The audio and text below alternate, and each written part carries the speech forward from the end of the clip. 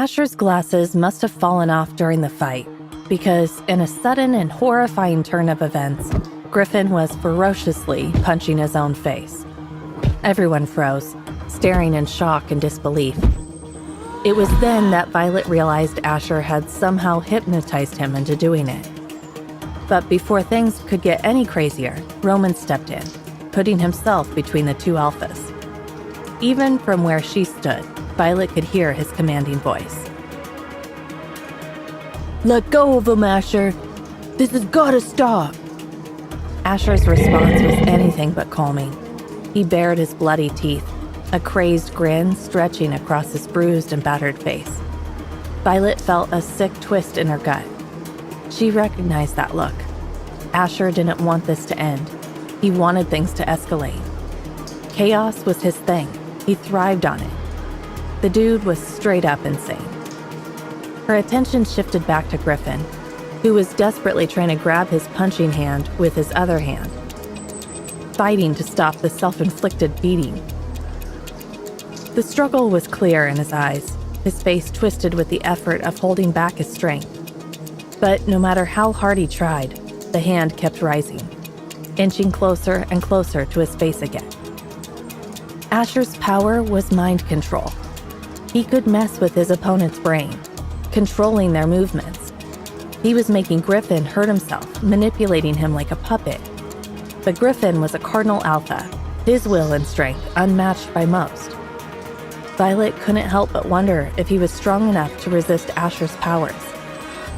That wasn't the only freaky thing happening. Violet's eyes widened as she saw Griffin's body start to swell,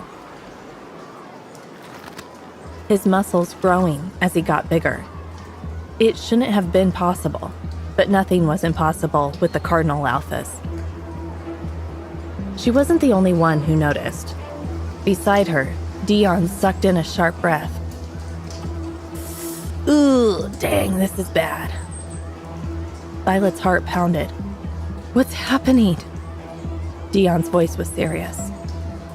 "Griffin's main power is super strength, but it also lets him go berserk. When that happens, he's barely in control. It's not safe anymore." He glanced around nervously. "We gotta get out of here." Violet had no idea what berserk meant, but something told her she didn't want to stick around to find out. Dion wasn't the only one having that thought. Coach Jones, who had been so calm a minute ago, now looked panicked. He started yelling at the students, his voice booming with urgency. "Get out of here! Get inside, now!" The students must have gotten the message because everyone started running like crazy, werewolves included. Only a few hung back, keeping what they thought was a safe distance. None of the regular kids stayed behind, not when their lives were on the line.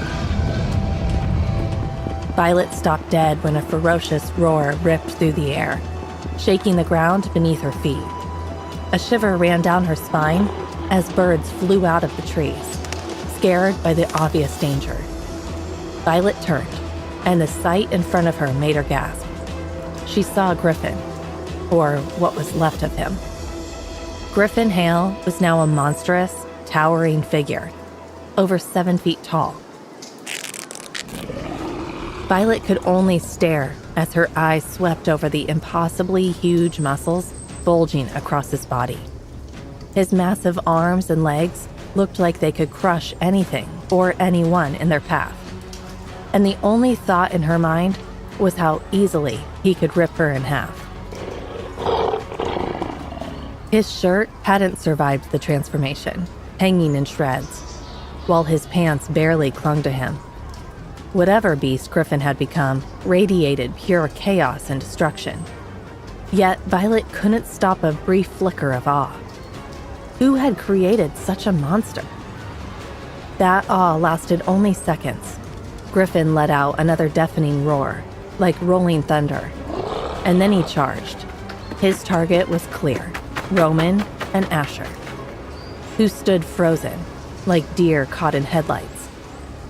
Violet wanted to yell a warning, to tell Asher to run, but Griffin was too fast. He charged like a raging bull, unstoppable and furious. Yet Asher stood his ground, that crazy glint in his eyes, like he had a plan to stop Griffin, despite being outmatched. Roman stepped in front of Asher, ready to fight, but his brain didn't last long. One powerful punch from Griffin sent Roman flying through the air, so far that Violet was sure he was dead. But to her shock, Roman changed midair. What landed on the ground and its feet wasn't a man. It was a massive, impossibly green yeti, almost as big as Griffin. The creature let out a ferocious roar of its own, a defiant signal that it was still alive. Violet was frozen, totally speechless. What in the world was she seeing? This wasn't a school. It was a crazy circus. Roman, turning into a yeti, had distracted the monster for a second. Griffin turned back to Asher, who was now unguarded. He raised his hand, but it stopped midway, shaking. Asher had completely hypnotized him again, using his power to take back control. For a second, it looked like Asher had won. But then, shocking everyone, Griffin fought off the hypnosis and punched Asher right in the face, sending him flying. Great idiot, Violet thought. The yeti roared again from across the field, grabbing Griffin's attention. They stared each other down, and Violet knew instantly this was going to be a major fight. Judging by the whispers and stares, everyone else knew it too. "Forget this, Violet! We gotta go now!" Dion's voice snapped her out of her trance. He grabbed her arm and yanked her forward. Violet didn't need to be told twice. She ran, her heart pounding. She wasn't sticking around to get caught in the crossfire. Just before she ducked inside, she saw Asher lift his head from where he'd landed on the ground. At least the jerk wasn't dead. You'd think after that whole crazy scene, school would be canceled, right? Nope. Principal Jameson came on the loudspeaker and said the alphas were cooled down and everyone should get back to class. Then she laid down the law. No skipping, no loitering, and absolutely no fighting unless it's part of some official school thing. She made it super clear there'd be consequences if we didn't behave. Apparently, fights like that weren't totally unheard of, but Griffin turning into a giant monster? That was a whole new level of crazy. The older kids seemed pretty chill about it, like it was just another Tuesday. But for Violet, seeing almost all the Cardinal Alphas use their powers for the first time was seriously intense. For everyone else, it was just another power struggle between the Cardinal Alphas, those kings of the school. And honestly, they seemed to love it. Videos of the fight were already blowing up on newsfeed, which explained why those guys were so popular. They were like a reality show, giving everyone something to gossip about. But if this kind of thing happened all the time, why hadn't Violet seen anything about it online before? Back home, even their crappy old computers at school, gossip always got around. She even researched Lunaris after getting the scholarship. But their website made it look perfect, talking about holistic learning and all that jazz. Now she knew why everything seemed so squeaky clean. What happened at Lunaris stayed at Lunaris. It was like an unspoken rule, and breaking it meant serious trouble. The welcome handbook made it that much clearer, even if it didn't spell out exactly what would happen. But Violet had a feeling the school knew how to make you regret messing up. Let's be real. If people knew the truth about Lunaris, who would send their kids here? Especially the rich families. But for kids like Violet, from the wrong side of the tracks, Lunaris was a dream come true. Even if kids got, murdered here, she bet kids from her neighborhood would still come, desperate for a chance at a better life. Later in the locker room, Violet washed up after training. Her body was on autopilot, but her mind was racing. Was Asher okay? She'd heard Alaric had to, zap Griffin to make him normal again. Why she even cared about Asher was a mystery. The dude brought it on himself. If he hadn't kept messing with Griffin, things wouldn't have gotten so out of control. And then, even though she knew she shouldn't, Violet started thinking about Griffin. How did he have a monster inside him? Wasn't he supposed to be super strong? Was the monster part of his power, or was he like two different people? Did they share a brain? Did they even get along? What was she even doing? She was supposed to hate Griffin for what he did, not be fascinated by his monster form. She was so messed up. Violet knew she needed to get out of Lunaris fast before she went completely insane. A sudden knock startled Violet, snapping her out of her thoughts. "What the heck are you even doing in there? Giving birth?" A frustrated voice called from outside the stall. Violet realized she'd been in there a while. "Almost done. Just a sec," she yelled back. Quickly wrapping a towel around herself, Violet stepped out to face the impatient girl waiting. The girl glared. "Next time you feel like touching yourself, do it when there isn't a line," she snarled before slamming the stall door shut. Wait, what? Violet stood there, stunned. Did this girl seriously think she'd been in there doing that? There was no point in trying to explain. Violet walked further into the locker room and felt everyone staring. Conversations died down as the other girls turned to look at her. Even without them saying anything, Violet knew what was up. They were talking about her, blaming her for the whole crazy scene outside. But Violet didn't care. Let them gossip. Turning her back to the room, she let her towel drop, undressing without a second thought. If they had something to say, they could say it to her face. She quickly changed into her uniform, slammed her locker shut, and walked out, startling a few girls. They were too chicken to confront her directly. After Asher's freakout, nobody wanted to be his next target. Head held high, Violet walked away. She'd deal with her problems one at a time. Except at Lunaris, the problems never seemed to end. Moon Feed exclusive. A new star arises. Hey, awesome Lunaris Academy students. It's your girl, the Oracle, back with the hottest gossip buzzing around campus. So grab your iced coffees and buckle up, because this is a juicy one. Lunaris Academy is totally buzzing. And no, it's not Alaric's electric powers. There's a new kid in town, and she's shaking up things faster than you can say pep rally. Everyone meet Violet, our purple-haired wild child, who's causing more drama than a Friday night football game. From zero to hero? First off, who is this Violet? This human enigma appeared out of nowhere, and breaking records faster than Roman's killer smile wins hearts. Violet made history by hitting the top 20 rankings on her first day. A human? Yes, you heard right. Ranking higher than some of our veteran wolves? Coincidence? Maybe. Conspiracy? Probably. Talent? Oh, absolutely.